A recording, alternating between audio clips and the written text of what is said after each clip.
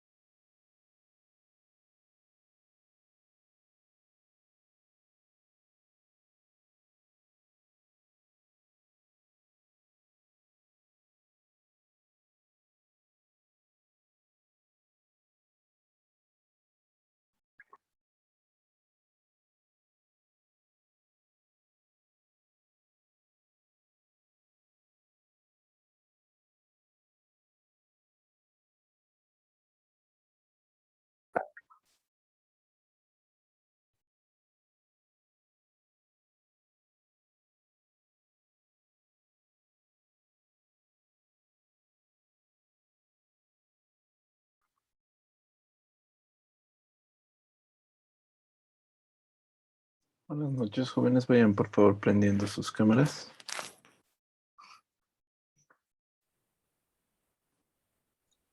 Buenas noches, doctor. ¿No está el asistente para Hito 3? Recién habilitado. A ver, revisen, actualicen de nuevo y vean.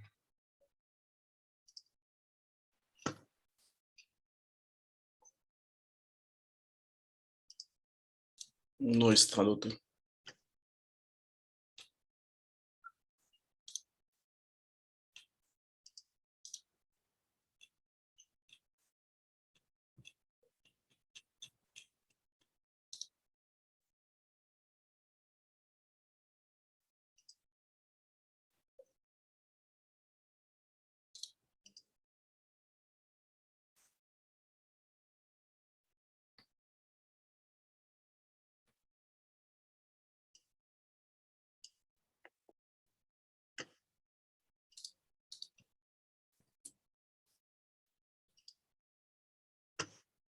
En relación a la clase de hoy, vamos a revisar su examen.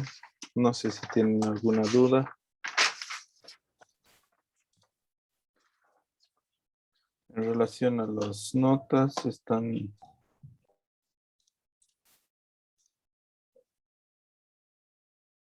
por debajo de la media. Hay unas notas, pero tienen que estudiar y repasar. En relación al caso clínico 1, dice, ¿qué signos y síntomas usted añadiría al cuadro clínico? Todo lo que se sabe, ¿no? De semiología, de inspección que se ve en derrame pleural, en palpación, en percusión y en auscultación. Eso tenían que poner en signos y síntomas en relación al cuadro clínico. En la pregunta 1. En la pregunta 2, ¿qué exámenes de gabinete solicitarían en orden de importancia? Radiografía de tórax. Si quieren, podrían poner AP y lateral. Ecografía y tomografía. ¿Qué esperaríamos encontrar en cada una de ellas? Hay que desglosar. en cada una de ellas, que se ve en la radiografía, que se ve en la ecografía y en la tomografía. En la pregunta 4, ¿qué exámenes de gabinete solicitaría? Perdón, ¿qué exámenes de laboratorio solicitaría? Hemograma, gasometría y análisis de líquido pleural. En el hemograma habría infección, leucocitosis. En la gasometría, hipoxia, hipercapnia. Y en el líquido pleural, si era exudado o trasudado. En el 6, diagnóstico más probable, derrame pleural, neumonía interrogada. Tratamiento. Al ser un derrame pleural mínimo, se hace una pleurocentesis. Para el caso de tratamiento de un derrame fuera severo, se hace una pleurotomía cerrada. La 8 es pleurotomía cerrada. 9. ¿Qué posibles complicaciones pueden tener de estos procedimientos? Ponías en una columna pleurocentesis y en la otra pleurotomía y por ahí describías qué complicaciones aparecen por este procedimiento, como ser neumotórax, hemotórax, parotrauma, etc. En el 10, escribir una pequeña discusión del caso, es decir, en relación al caso, cuál sería mejor examen, ecografía, radiografía, cuánto te sirvió la gasometría, esas cosas tenían que hablar.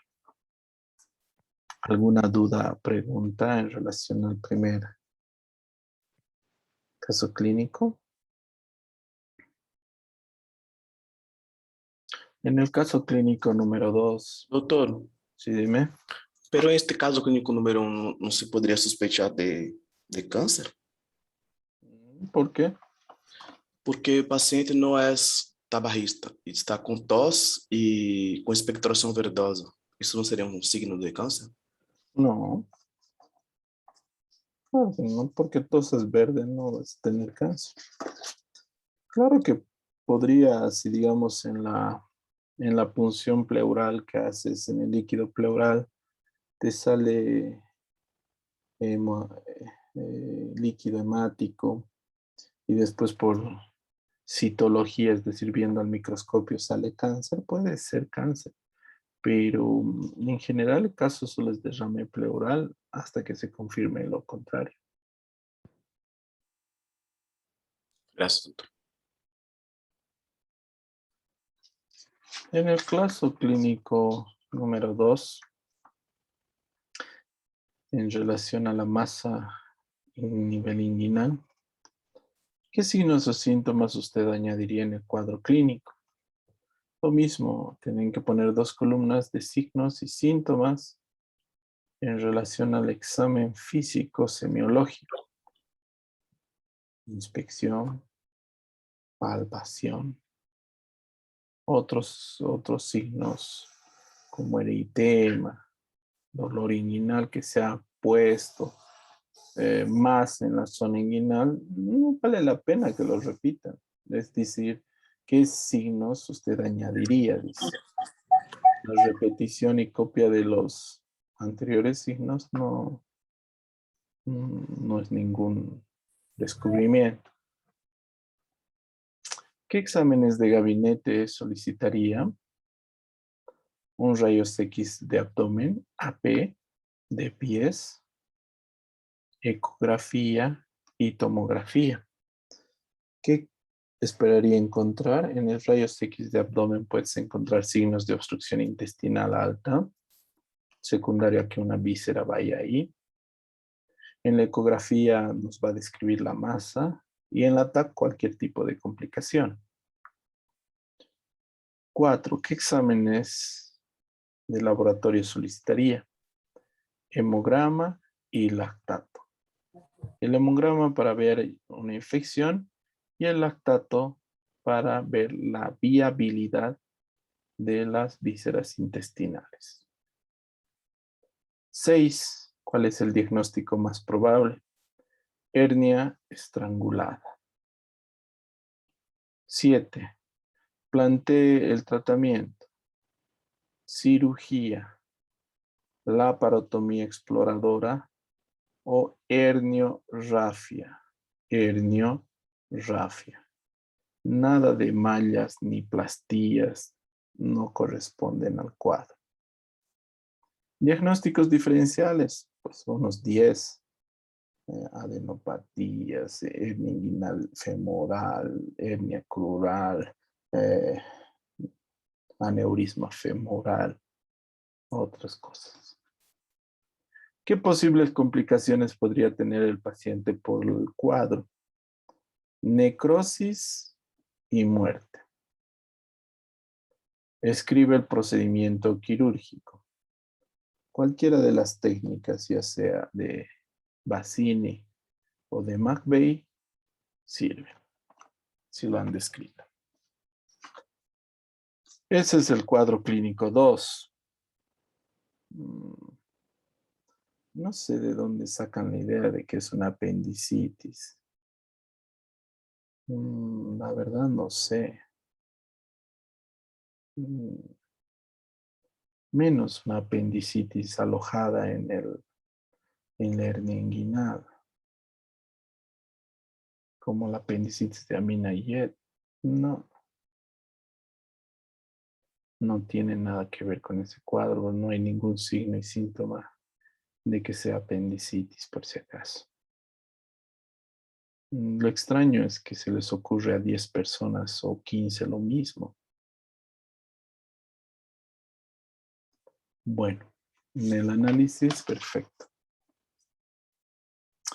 Finalmente, escriba en no menos de 10 pasos el protocolo de curación de un pie diabético. Curación del pie diabético, lo que se hace cuando viene emergencia o a tu consultorio un pie diabético. Lavada de manos, te colocas guantes de exploración, retiras gases, las remojas con solución fisiológica, utilizas antiséptico, debridas tejido necrótico, utilizas un antibiótico tópico o gasas de plata, abundantes apósitos en la herida y vendaje. Esos son los pasos de curación de pie. En relación a esos, se les ha calificado sus notas. Lamentablemente, debo decirlo, chicos, hay una cantidad desorbitante de copia sin ningún criterio, que por ser el primer examen no se los ha identificado a nadie, solo se les ha calificado de acuerdo a su análisis, pero a partir de los próximos hitos, sean celosos de sus respuestas, porque si existen dos respuestas iguales, van a tener que ser anuladas, ¿no? No pueden pensar lo mismo 2 personas y menos 10 a 15 personas. Así que si quieren mantener sus buenos promedios, tienen que ser celosos de sus respuestas. No me interesa el copia-pega de las respuestas que tienen. Hay algunos que copian y pegan las respuestas, pero claramente los docentes al leer nos damos cuenta que no son escritas por el estudiante, ya que tienen muchos datos que no dominan y no conocen. Entonces traten de digerir lo que leen y traducirlos a sus propias palabras. Tienen que tener más confianza en sus conocimientos. Muchos de ustedes que han copiado y pegado, probablemente les hubiera ido mucho mejor contestando las preguntas como yo les he dicho, confiando en su conocimiento de la medicina, porque la finalidad del examen es medir ese conocimiento de la medicina y está diseñado para eso. Entonces, hay notas, las menos buenas, regulares y malas. Después, en relación a los trabajos de pie diabético, nuevamente el mismo modelo en varios trabajos y el mismo origen bibliográfico. Traten de hacer el trabajo, como ya les he dicho, un poco más celosos para que pueda valerles mayor puntaje para el próximo hito. En el próximo hito es un poquito más complicado porque es un mayor número de temas y hay que tener cuidado porque es abdomen agudo, peritonitis y apendicitis, vesícula biliar y vías biliares. Además que estos temas son de mayor incidencia y necesidad de conocimiento en su actividad médica y en su actividad evaluativa en el resto de su vida. Dicho eso, no sé si tienen alguna duda o sugerencia en relación al examen. Doctor, tengo una preguntita. No me acuerdo del caso 2, la topografía de la masa, si nos decía, creo que nos decía, pero, y según eso he hecho mis diagnósticos diferenciales, pero, o sea, no podía ponerle, no había una hernia femoral, digamos, si está en región Paciente umbilical. femenino, 67 años, que acude al servicio de emergencia del hospital por presentar una masa dura a nivel inguinal derecho de Entonces aproximadamente era inguinal, no 24 me acuerdo. horas de evolución. A lo expuesto se suma dolor en esta zona que ha ido progresando de intensidad. Presenta también leve distensión abdominal con disminución de producción de flatos. Al examen físico se revela masa a nivel inguinal derecho no reducible. Ya, no, sí, está bien, entonces pensé que era umbilical, no me acordaba de mi respuesta. Gracias. ¿Alguna otra duda, pregunta, jóvenes? Yo, Sí, dígame, señorita. doctor, yo creo que dos casos clínicos está bien y más una pregunta, pero creo que el tiempo fue poquísimo para que se desarrolle las respuestas, doctor, porque yo, por ejemplo, no logré responder el segundo caso clínico por completo porque me quedé mucho en el primero y no tuve tiempo para hacer el segundo por completo. Creo que el tiempo me dejó así, no me fuera bien. Ahorita revisando el examen, leyendo, dándoles recomendaciones. Son 19 minutos que hemos tardado. El examen es para responder lo que sabes. Si hay preguntas que no sabes, ni aunque haya 2 horas de examen, lamentablemente no se va a poder recordar uno. Las respuestas estaban en la historia. El primer diagnóstico estaba escrito. Tomografía de tórax simple demostró derrame pleural. Es decir, en la historia estaba el diagnóstico. En relación a eso, tenían que hacer funcionar las neuronas, pero yo les entiendo, como cualquiera quieren presentar un examen perfecto y se van a Google y no van a poder responder. para googlear 30 preguntas, 50 minutos es muy poco tiempo. Pero lo que yo les pido es que respondan al grano. No necesito grandes ni largas respuestas.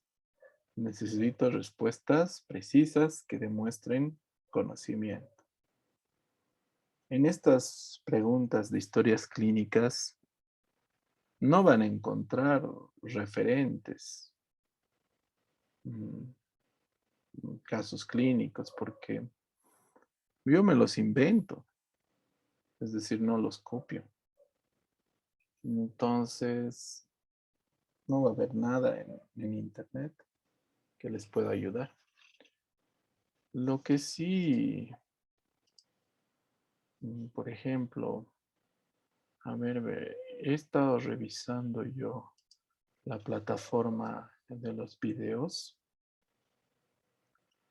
para ver si tal vez era que no tenía las respuestas que había dado, ¿no? Pero en cada uno de los videos se ha hablado de estos componentes. Obviamente por el tiempo, probablemente no tan profundo como quisiera, pero visualizaciones, por ejemplo, del trauma torácico, ustedes son 57 y apenas hay 40 visualizaciones. Quiere decir, 40 personas han visto el video de tórax. Entonces, a ver, veremos de hernias cuántos han visto.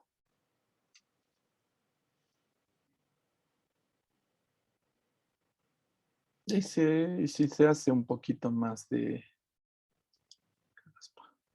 Si se hace un poquito más de investigación, hasta con nombres sale quienes ven y cuánto tiempo ven.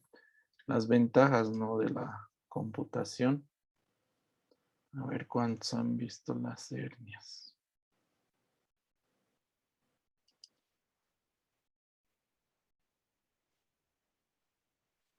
En relación a hernias, 20 personas.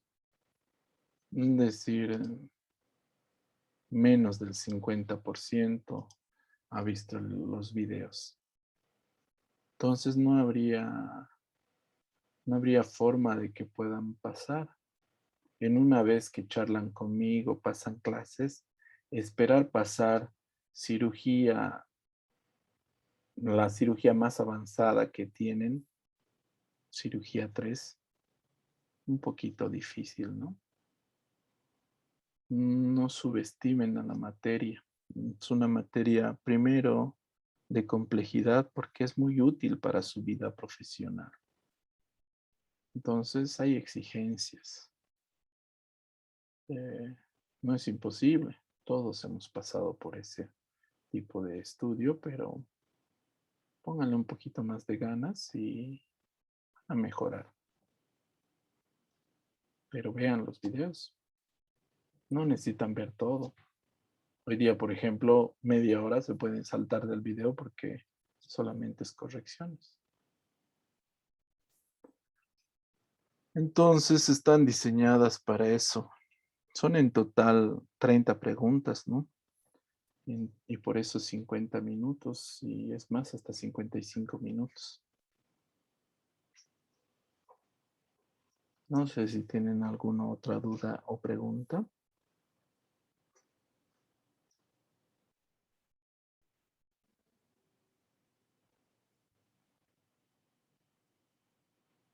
¿Todo quedó claro? ¿Alguna sugerencia más?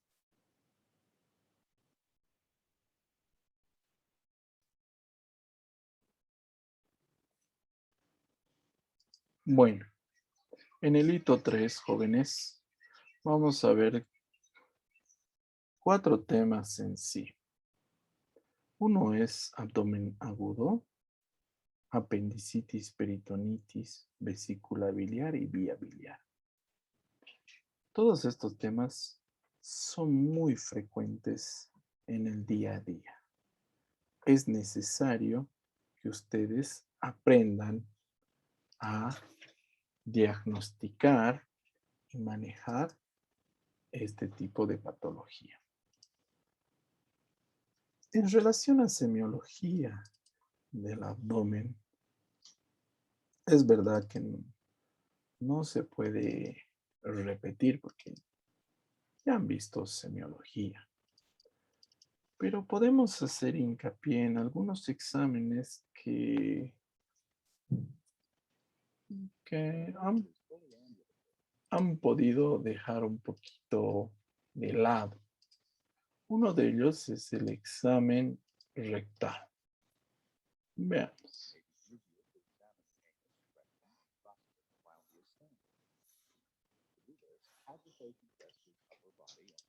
Entonces se hace todo examen semiológico, empieza por una inspección.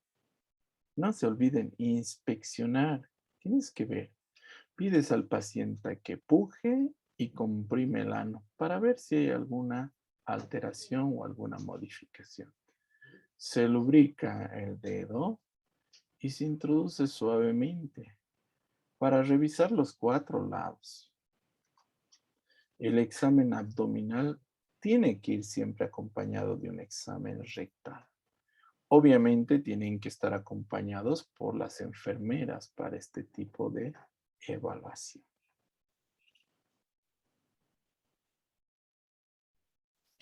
Entonces, inspección, palpación. Aquí no se percute y tampoco se ausculta, ¿no? Entonces no hay ningún problema.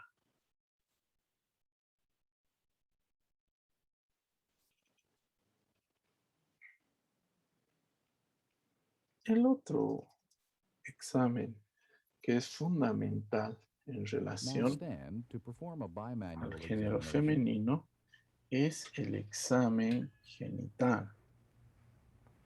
Después de terminar la inspección, se procede a la palpación del conducto vaginal.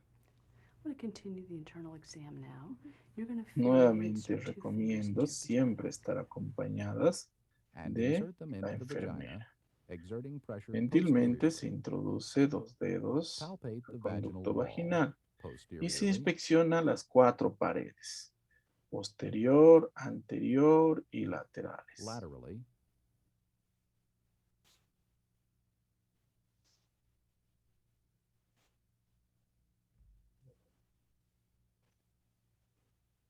And anteriorly, including the urethra and bladder region. Note any nodularity or tenderness. Palpate the cervix, noting its position, size, shape, consistency, regularity, mobility, and tenderness. The cervix is normally rounded Entonces and firm, with a intenta consistency similar to the palpar cartilage at the tip of the nose. la parte del útero, el cervix, y por arriba el fondo.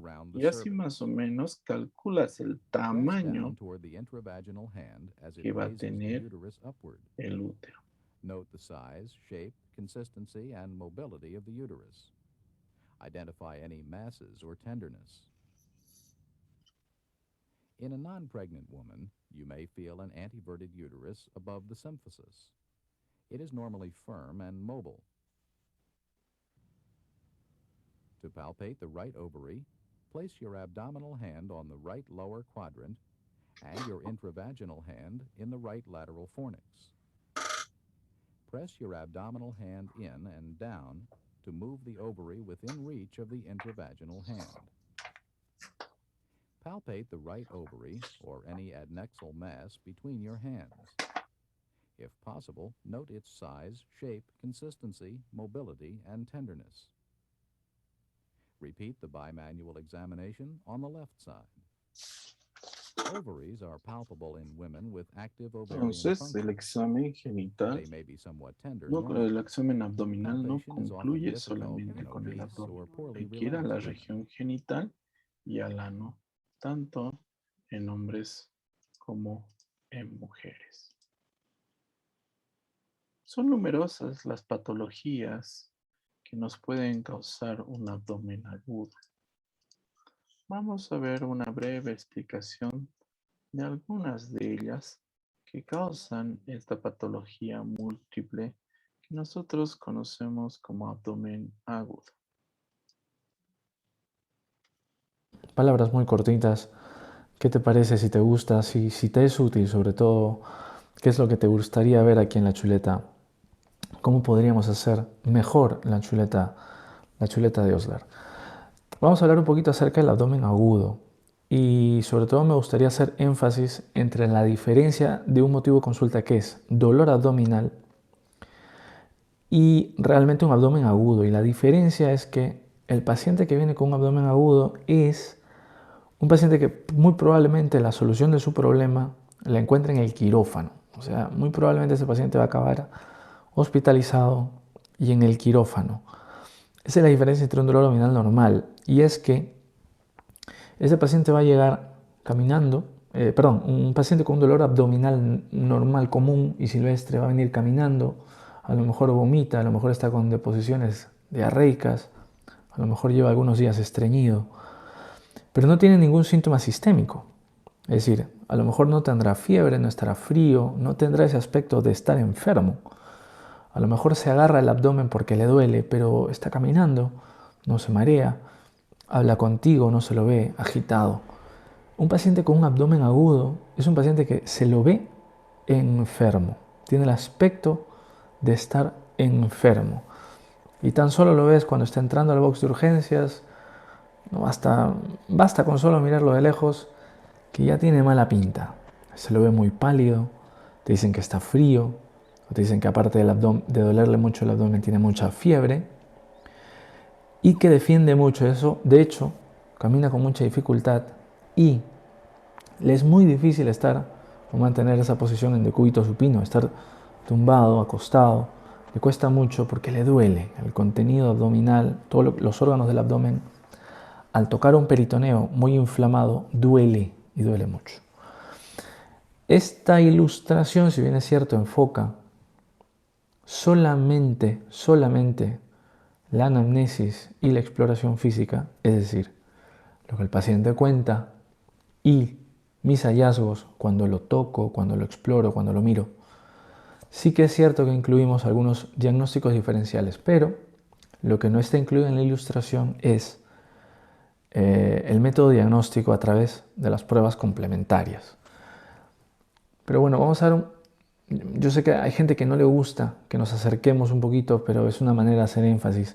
Primero la definición, y decíamos eso, de que es un dolor abdominal que muy probablemente acabará en el quirófano. Es un dolor abdominal cuya resolución muy probablemente sea quirúrgica. Esa es la diferencia principal con un dolor abdominal normal. Y la primera clave que nos tiene que orientar a esto, a que estamos frente a un abdomen agudo, es que existen síntomas sistémicos.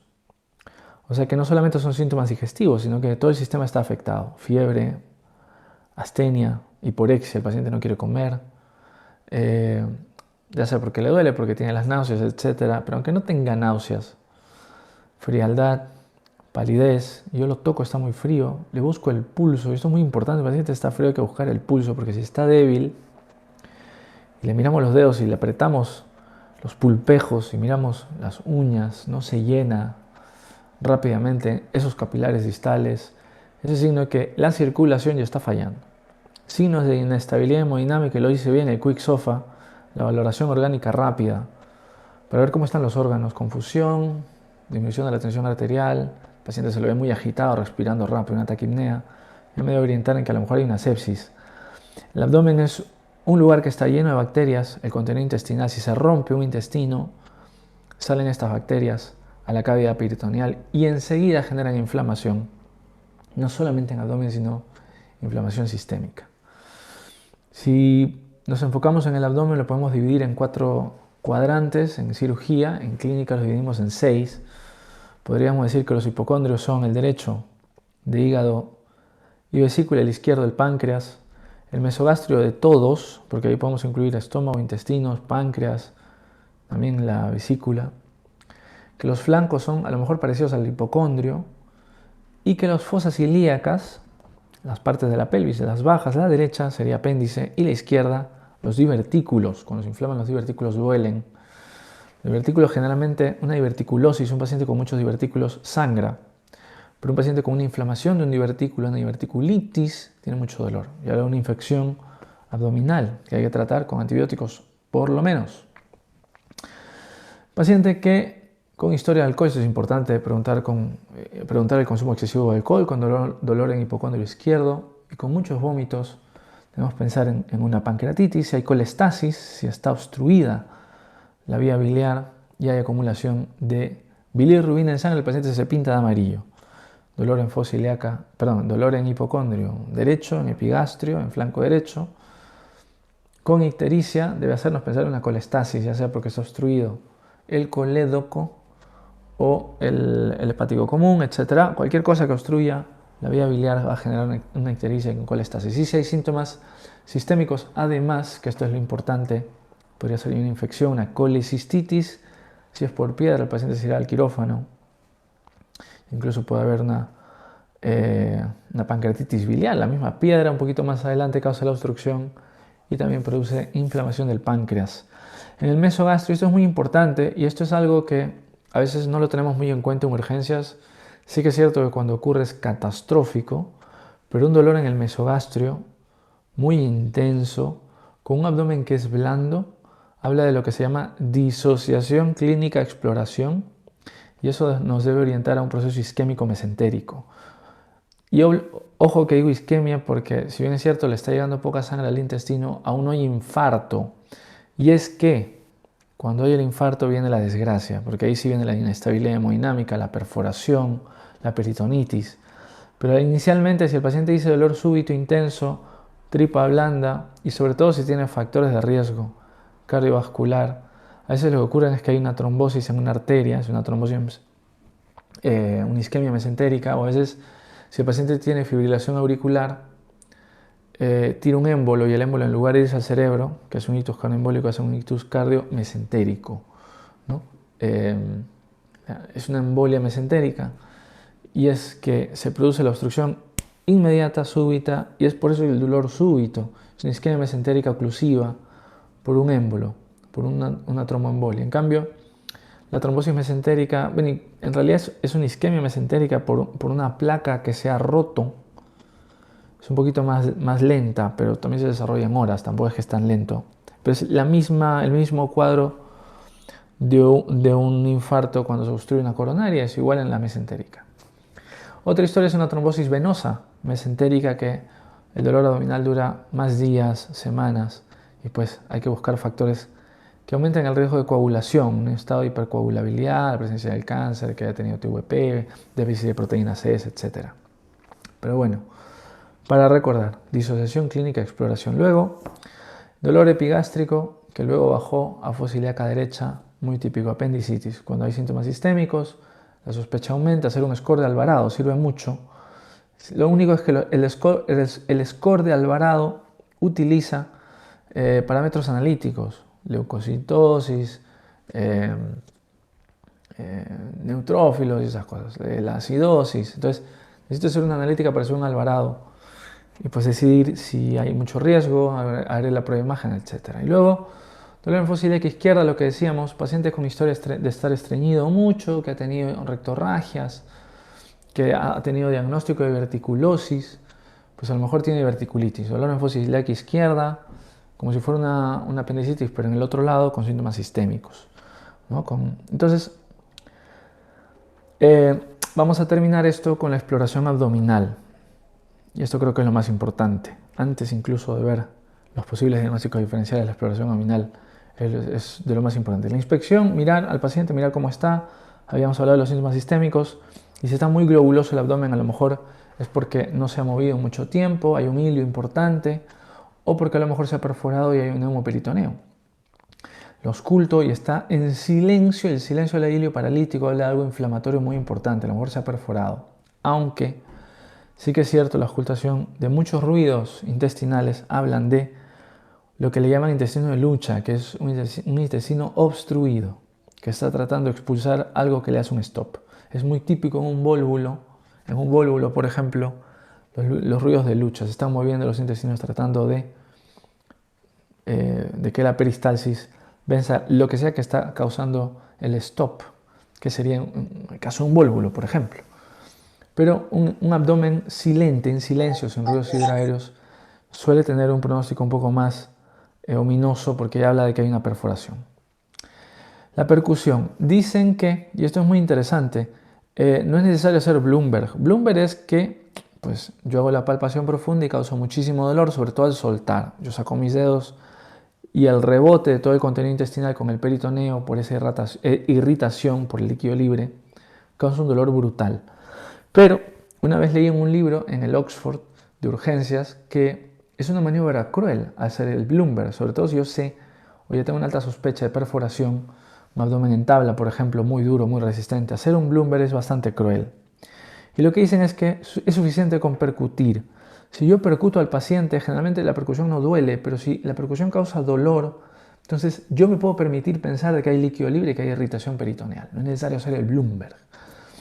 Y luego decir otra vez lo del abdomen en tabla, un paciente con abdomen en tabla, que es algo que en realidad yo lo puedo escribir, pero es algo que en realidad no te olvidas cuando lo ves. Un paciente totalmente inmóvil, no se mueve de su cama porque le duele muchísimo y lo tocas y al mínimo, apenas tú pones tus dedos, el paciente hace fuerza con el abdomen, lo pone duro, es un abdomen en tabla, llama al cirujano, porque eso es muy sensible, muy específico de una perforación intestinal.